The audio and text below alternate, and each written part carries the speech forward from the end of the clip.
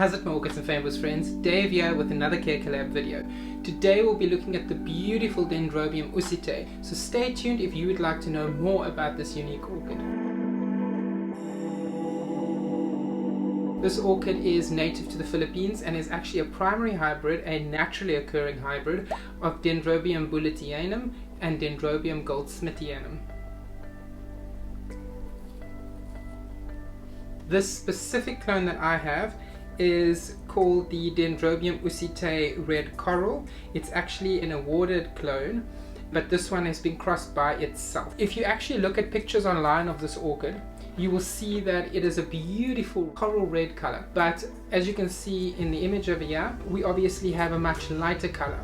What I have seen online when I've done a bit of research about orchids in general and orchid clones, I've heard that if you back cross a primary hybrid by itself, you actually get a full spectrum of colors and shapes of flowers that range between both of the parents, if that makes sense. And I suspect that that is the case with this. I'm not 100% sure why the color isn't as bright coral red. So if I look online, the Dendrobium bullenianum actually looks more like the colors that you will see in this hybrid over here, whereas the Dendrobium goldschmidtianum is more of a deep pinky color. Both the bullenianum and the goldschmidtianum, the parents, are from the Fertiliser section. In the Fertiliser section, you'll also see the Dendrobium bracteosum, which is one of the parents of the Dendrobium hibiki. General care for this section does differ slightly, again, depending on which specific species you have, but in general, they suggest that you do give the orchid a dry winter's rest, and you only water when the canes start to shrivel excessively. I haven't had this orchid in my care for very long. I've only had it since about February this year, so we're looking at about 5 to 6 months in my care. This is a beautiful baby. It's the Dendrobium usitae red coral. I had this one on my wish list for a while. Very happy that I have this one. We'll obviously have to see how the orchid does over the next year or so with my care, and to see if what I'm doing is actually working. In terms of light requirement, the goldschmidtianum is a little bit lower on the light spectrum. You're looking probably at your lower light African orchids, the Miltoniopsis, that type of light spectrum, whereas the goldschmidtianum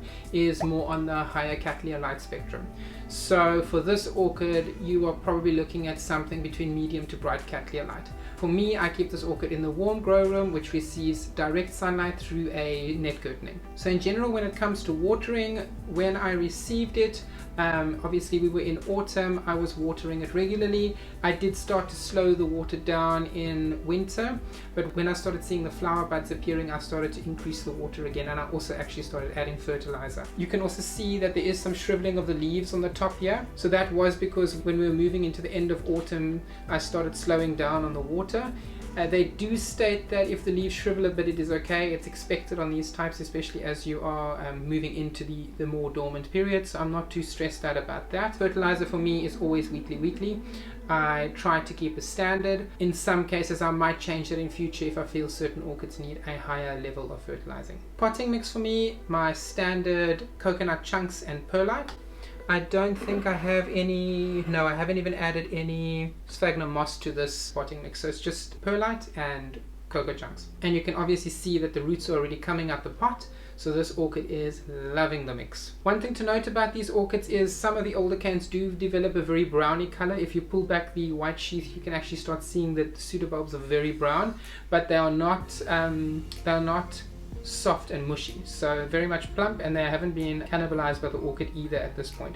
So it is just a coloring, I think, that actually develops on the orchid. With regards to the blooms, they have a beautiful yellowy orange type of bloom with deep orange to red veining on the petals. I don't detect any scent on the orchid at all.